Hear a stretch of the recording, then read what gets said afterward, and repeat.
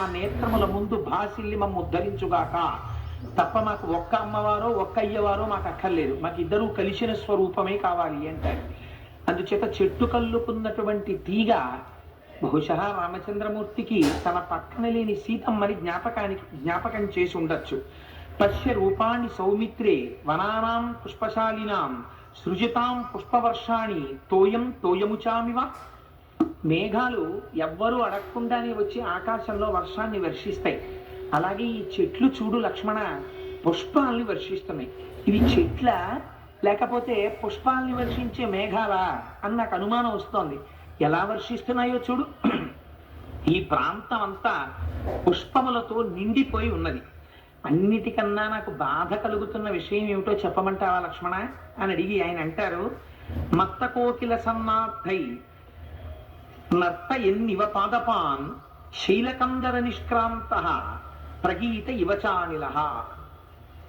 ఈ విషయాన్ని మీరు అర్థం చేసుకుంటే రాముడు ఎంత సుకుమారమైనటువంటి హృదయం ఉన్నవాడో ఆవిష్కరించడానికి మీకు నేను మొట్టమొదటి రోజునే చెప్పాను. వాల్మీకి మహర్షి గమ్మత్తుగా మాట్లాడతారు తప్ప రాముడు ఇలాంటి వాడు లక్ష్మణుడు ఇలాంటి వాడు ఆయన ఏం చెప్పరు. రాముడు అంటారు, ఇక్కడ లక్ష్మణ నాకు అరణ్యంగా ఉందా లేకపోతే ఇది ఏమైనా ఒక కొత్త విచిత్రమైన ప్రదేశమా అని అనుమానం వస్తోంది. ఎందుచేతనంటే ఆ గుహలోంచి వస్తున్నటువంటి గాలి ఒక విచిత్రమైనటువంటి ధ్వని చేస్తోంది. ధ్వని చేస్తూ ఆ గాలి వస్తుంటే చెట్లనన్నిటినీ కదుపుతోంది. ఆ గాలి కదుపుతుంటే కోకిల, మదించినటువంటి కోకిల మామిడి చెట్ల మీద కూర్చుని ఆ గున్న మామిడి చెట్ల మించి పాట పాడుతోంది. ఈ మూడింటిని చూస్తే నాకేమనిపిస్తోందో తెలుసా లక్ష్మణ, ఒక గొప్ప నృత్య కార్యక్రమం జరుగుతోంది అనుకోండి. ఒక శోభానాయుడు గారి నాట్య ప్రదర్శన అన్నారనుకోండి, మనందరం వెళ్ళి కూర్చుంటాం.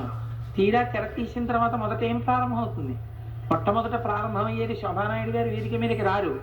అంబా పరాకు దేవి పరాకు అని మొట్టమొదట దేంటి స్తోత్రంతో ప్రారంభమవుతుంది. అమ్మవారిని స్తోత్రం చేసి పాటతో ప్రారంభమవుతుంది. పాట ప్రారంభం చెయ్యగానే వేదిక మీదకి వచ్చి నమస్కారం చేసి ఆ నృత్యం చేసేటటువంటి వారు నృత్యం చేయడం మొదలు పెడతారు. లక్ష్మణ, ఇవాళ నాకు అనిపిస్తోంది ఆ వాయువు గుహలోంచి బయలుదేరి బయటికి వచ్చేటప్పుడు కూహన ఒక రకమైన శబ్దం వస్తుంది.